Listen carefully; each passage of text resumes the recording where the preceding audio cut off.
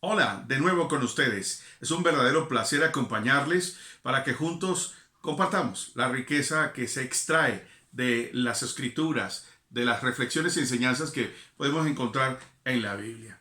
En esta oportunidad quiero invitarles a que meditemos en lo que la Biblia nos enseña. Exactamente les invito a que consideren lo que está en el segundo libro de Reyes. Segundo libro de Reyes en el capítulo 4. Aquí entra en escena un personaje llamado Eliseo. Eliseo, un poderoso profeta de Dios, nos cuenta la Biblia que desarrolló su ministerio en tiempos donde hubo muchas crisis y él fue, aparte de ser un hombre de Dios que siempre tuvo la oportuna palabra, la enseñanza de Dios para dirigir al pueblo en el tiempo en el que él vivió, también fue un hombre muy social. Fue un hombre que, se nos dice la Biblia, nos da a entender que procede de una familia algo acaudalada, algo solvente, y es un hombre que se desprende de las cosas y piensa en la comunidad, piensa en la gente. Es un profeta muy social, es un hombre de Dios, es un hombre que hereda, que recibe el legado de otro profeta que existió un poco antes que él. Y bueno, Eliseo tuvo la oportunidad de compartir con el que fuera su líder espiritual, con el que fuera su maestro, la persona que lo conducía en este camino de ejercer el liderazgo y de ejercer un ministerio muy especial en el tiempo en el que vivió. Él fue discípulo, nada más y nada menos que del profeta Elías. Y Elías, antes de partir a la presencia de Dios, que fue de una manera algo misteriosa, algo sorprendente, Dios lo arrebata. No nos da la Biblia evidencia de que él haya muerto, sino que Dios lo traspuso y se lo llevó a su presencia. Eliseo recibe el legado ministerial que había dejado Elías. Bien, vamos a leer. Les invito a que leamos un momentico lo que dice segundo libro de Reyes, capítulo 4. Segundo libro de Reyes, capítulo 4. Y más exactamente en el verso 10 y el verso 38. En el verso 38 en adelante nos cuenta la Biblia la siguiente historia. Después de esto, Eliseo volvió a Gilgal, y por esa época no había nada que comer en la región, y todos pasaban mucha hambre.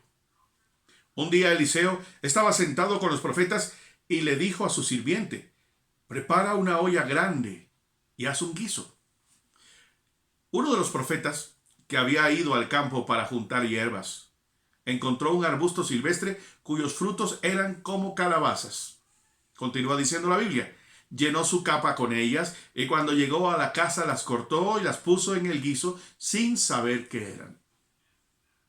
Verso 40. Después sirvieron el guiso a los profetas para que lo comieran, y mientras comían, ellos gritaron: Eliseo, hombre de Dios, el guiso está envenenado. Hay otra versión que dice: hay muerte en esa olla. Bueno, este profeta empezó a buscar, hierbas, especias silvestres allí, y vio algo que le parecieron unas calabazas, unas auyamas, qué sé yo. Le pareció que iban a aportar, que iban a ser insumos muy, pero muy provechosos para el guisado que iban a preparar para esa gente. Y recuerden que estaban hambrientos, había mucha hambre. Eliseo de seguro trajo algunas cosas y este consiguió otras para completar ese guisado. Pero lo que no sabía era que esas calabazas eran venenosas. Hay hongos, hay ciertas setas o ciertas hierbas que son perjudiciales para la salud del ser humano. Cumplen otro propósito, otra función dentro del ecosistema, en la escala alimenticia, pero no era conveniente que ellos consumieran esas especies de calabazas. Bien, sigamos con el pasaje. Después sirvieron el guisado, habíamos leído eso, y dice uno de los profetas que empezaron a comer. Mientras comían, gritaron: Eliseo, hombre de Dios, el guiso está envenenado. Y no pudieron comerlo. Pero Eliseo dijo: traigan harina. Ellos se la llevaron. Y Eliseo le echó en ella, echó la harina en la olla y ordenó: sirvan de comer. Ya pueden comer. Esta vez todos comieron y no les hizo daño. Verso 42. Después llegó un hombre que venía de Baal Salisá, trayendo a Eliseo 20 panes de cebada, hechos con harina de la primera cosecha, y además le llevó trigo fresco en una bolsa. Eliseo le dijo a su sirviente: dale a los profetas para que coman. Pero su sirviente dijo, ¿cómo hago para repartir entre 100 personas esto que han traído? Eliseo le repitió, dáselos para que coman, porque Dios ha dicho, ellos van a comer y aún sobrará. Verso 44. Así que el sirviente le dio de comer y tal como Dios había dicho, sobró comida. Muy bien. Vemos aquí este pasaje interesante que nos puede hacer recordar un acontecimiento que sucedió siglos después, cuando Jesús entra en escena aquí en la historia de la humanidad. También Jesús desarrolló muchos milagros y dentro de tantos hubo multiplicación de panes, de peces, de alimento para saciar la necesidad, el hambre física que la gente experimentaba. Bien, Eliseo, así como Elías, estuvo acompañado de portentos, de milagros, de proezas hechas por el poder de Dios para la revelación, para determinar cosas que afectarían e impactarían la sociedad de su entorno. Pero también vemos aquí milagros que generarían beneficios físicos. Había un problema de estómago, de necesidad. Dice la Biblia, había hambre en la tierra, había escasez, había una crisis tremenda, se pasaba mucha necesidad. Literalmente dice que todos pasaban hambre, porque en esa época no había que comer en la región. De seguro había un largo verano, no había cultivos, no habían cosechas, no había abastecimiento para la gente. Y Eliseo, cuando llega y encuentra a los profetas que estaban allí, a estos hombres de Dios, la Biblia me da un número, me dice que eran como 100 hombres que estaban allí y todos bostezaban en coro, todos estaban con una profunda hambre, necesidad tremenda por la crisis y no había nada que darles. Eliseo tomó una decisión, vamos a hacer una sopa, un guiso. De seguro él trajo algunas cosas y eso animó a haber comida, hay movimiento de comida. Y este hombre al que le encargaron que lo preparara, va y toma la iniciativa de buscar otras cosas más para complementar la preparación. Pero como hace un momento lo dije, en las especias que consiguió, en esos vegetales, pues eran vegetales tóxicos para los seres humanos. Ellos no lo sabían. La Biblia no me dice que alguien comió y se envenenó. La Biblia lo que nos dice es que cuando iban a comer, uno de ellos o algunos de ellos se percataron.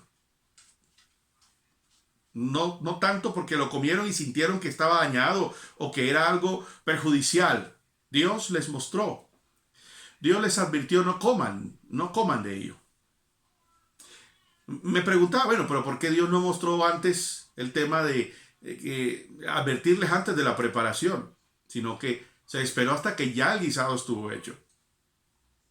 Bueno, el tema es que la comida cuando estaba preparada y ya la habían repartido a la gente, hubo la necesidad de parar el consumo porque era venenosa, la comida no convenía, no era favorable, era perjudicial, traería consecuencias muy funestas para ellos. Pero vemos una vez más que iba a ser muy penoso tener que botar esa preparación. El hambre sería peor y la frustración añadiría más pesadumbre en todos estos hombres que tenían la expectativa de comer algo por fin. Y es aquí donde este hombre, seguro, revelado por Dios, le da la fórmula, le da la manera, le muestra que podía sanear el guisado. Traían harina, bueno, de seguro le echaron la harina a esta preparación. Bueno, Dios descontamina, Dios limpia, Dios purifica, si me permiten el término, esa preparación. Y luego pueden comer. La gente estaba por fin, quedó bien. Y ya a eso no le cayó mal a nadie. Y para sumar, llega alguien como mandado de Dios, como decimos. Llegó en hora buena. Llegó con unas provisiones. Trajo unos 20 panes de cebada y trajo también algo más de semillas, de trigo. Enhorabuena, para completar, para rematar la preparación. Esta gente se ve que tiene mucha hambre, que este guisado no va a ser suficiente y Dios envía una provisión a través de una persona que llega como honra, como detalle, como consideración, como estimación. Y claro, hay un dilema. Bueno, pero son 20 panes y aquí somos 100. Esto no va a alcanzar ni a mordisquito. ¿Qué hacemos? Y una vez más, el profeta de Dios. Aquí no vemos una manifestación de cosas sobrenaturales y místicas. No, no vemos de una manera muy sencilla y práctica decisiones. Sirve, repárteles. Porque Dios ha dicho que alcanzará y sobrará. Y por supuesto, más allá del sentido común y la lógica, más allá de sumar y restar, desde luego la provisión que había no era suficiente para los 100. Pero algo sucedió. Cuando uno obedece, cuando uno toma acción, cuando uno toma iniciativas, eso es el insumo que Dios necesita para multiplicar su poder. Dios bendice el accionar, no la pasividad. Dios enviaba en el desierto cuando el pueblo de Israel había salido de la esclavitud. Él los mantuvo, los sustentó, les proveyó, pero había algo que hacer de parte de ellos. La parte más difícil e imposible de hacer la hacía Dios. Dios hacía que de la nube lloviese el maná, la provisión, el alimento. Pero había que levantarse temprano, había que esforzarse y ir a recogerlo. No era que acostaditos abrían la boca y Dios llenaba el vientre de ellos. No, había que levantarse temprano antes de que el sol saliera. Es decir, había que madrugar, había que esforzarse e ir a recoger la provisión de cada día. Cada día traerá su propio afán, dice la Biblia. El Señor Jesús así lo dice. Y a veces estamos preocupados, ¿qué voy a comer? Esta situación, la crisis financiera, los servicios públicos, la comida, ¿qué vamos a hacer? Dios enviará provisión. Pero tomemos acción, seamos diligentes. A muchos a veces nos toca la puerta a alguien, nos timbran y salen pidiendo comida, de donde sea de aquí o de otro país. Y a veces decimos, no, no hay. Cuidado con eso. No necesitamos tener la alacena llena, la nevera llena para poder decir, ahora sí puedo dar. Aunque tengas poco, de lo poco que tienes, da. Alarga tu mano y provee. Y da de lo mejor. Y da cosas buenas, de calidad. Porque Dios seguirá añadiendo. Dios seguirá proveyendo. Estos son días para ser solidarios. Estos son días para conmovernos y ser impulsados a compartir. Estos son días para valorar lo poco o lo mucho, pero que el egoísmo no nos atropelle. Que el egoísmo y la insensibilidad no le demos la bienvenida a nuestra casa y mucho menos en nuestro corazón. Compartamos, seamos sensibles. Acordémonos de los pobres. Si usted tiene la bendición de poder ir al supermercado a pedir por teléfono o a ir a hacer una compra, coja una fundita, una bolsita y eche provisiones allí para alguien. Dios le va a mandar a alguien necesitado, pero también va a enviar provisión a través de los que ustedes menos se imaginan. La Biblia dice que Eliseo, o mejor, Elías, años atrás, también vivió una situación similar. Había una escasez tremenda en la tierra de Israel. Y Dios se encargó de proveerle. Él estaba por allá guardado en una cueva, cerca de un arroyito. Bebía agua de ese arroyo todos los días. Se podía hidratar, se podía lavar, se podía abastecer allí. ¿Y qué va a comer? Dios se ocupó. No te preocupes. Tú estás siguiendo instrucciones y estás obedeciendo a las cosas que yo te he indicado. Elías, ahora confía en mí. Yo te voy a enviar pan, te voy a enviar carne, te voy a enviar la mejor provisión. No te preocupes por ello. Sigue fiel, cumpliendo mi palabra y confiando en mí. Y dice la Biblia que Dios le enviaba con un mensajero pan y comida. Suficiente. ¿Y quién era el mensajero? Unos cuervos. En nuestra cultura no es muy común hablar de los cuervos. Los cuervos son aves de rapiña, son aves, no son demasiado grandes, pero un cuervo equivale en nuestro lenguaje a lo que es un chulo, un gallinazo, un gavilán. Y los gavilanes y los chulos, ¿qué me puede traer un chulo? Un perro muerto, un gato muerto, un perro atropellado, un burro que se murió, en fin. Dios va a usar lo que tú menos te imagines para darte lo mejor. Usará un cuervo. El que tú menos te imagines, Dios te va a proveer comida, información, te va a dar la ruta para conseguir lo que tú necesitas. Entonces es tiempo para ser solidarios como lo fue Eliseo. Y habrá suficiente y Dios multiplicará tu alacena. Y no se te olvide compartir, no se te olvide pensar en los necesitados. Así que, queridos hijos de Dios, hoy es un día para creer que Dios hará que sobreabunde. Confía que Dios enviará a alguien con la provisión. Lo va a hacer. Espéralo de parte de Dios. Así que sirve con generosidad, porque dice el Señor hoy también para ti y para mí, dice el Señor, que habrá para todos y sobrará alimento, sobrará sustento, sobrará provisión, medicina, sanidad. Habrá bendición aún a pesar de todo esto que estamos viviendo. Si es una crisis, si es una estrechez financiera, lo que sea, Dios se ocupará de proveernos. Confiemos en Él y no perdamos en Él la esperanza. ¿Qué tal si terminamos esta breve reflexión haciendo una oración? Papito Dios, gracias porque tú eres bueno, porque eres fiel, porque tú has prometido que no nos dejarás ni nos desampararás. Tu palabra dice en Mateo 28:20. He aquí yo estoy con ustedes todos los días, hasta el fin del mundo. Cuando pases por las aguas, cuando pases por el fuego, por las pruebas, no temas, yo estoy contigo. El agua no te va a anegar, el fuego no te quemará, la llama no arderá en ti. No pierdas la confianza en Dios, porque Él es tu proveedor y tu sustentador.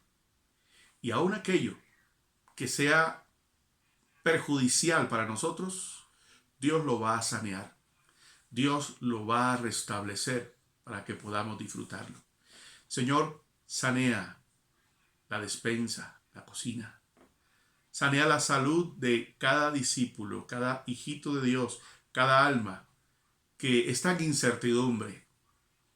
Señor, demuéstrales que tú eres el Dios que se percata de todo y que no habrá nada que se desperdicie, que tú sanearás, tú limpiarás, descontaminarás aquello que amenaza con nuestro bienestar. Vienen tiempos donde vamos a depender plenamente del poder de Dios, de la provisión de Dios. Y cuando nos sentimos que estamos impotentes ante muchas cosas, es donde tenemos que reconocer que no es en nuestra propia fuerza, que no es en nuestra propia habilidad, en nuestro propio recurso, sino en la misericordia de Dios. Y qué bueno depender de Él. Así que, papito Dios, abre el cielo, abre ventanas en los cielos y derrama la provisión, la medicina, el sustento, los recursos que tu pueblo necesita. Usa los cuervos, tú te sirves y te vales del que uno menos se imagina para generar tanto bienestar a aquellos que confiamos en ti. Hemos orado en el nombre del precioso nombre que hay sobre todo nombre, el nombre de Jesús. Amén. Bien, queridos hijitos de Dios, de esta forma quería acompañarles, les mando un abrazo, no pierdan la confianza en el Señor y sigan allí. Les invito a que viralicen, a que envíen este videíto a muchas otras personas, porque siempre es oportuno palabras de aliento como esta, especialmente en los tiempos que estamos viviendo. Les mando un abrazo y que el Señor les bendiga.